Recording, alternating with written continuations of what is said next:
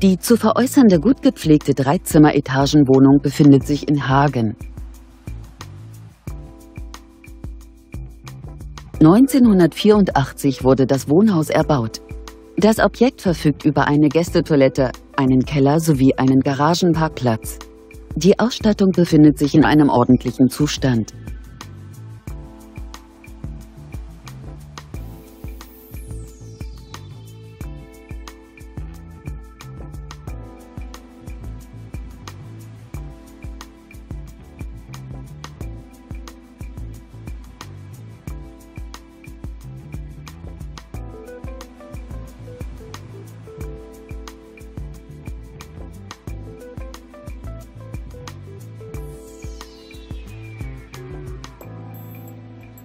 Die Etagenwohnung umfasst eine Wohnfläche von ca. 98 Quadratmetern.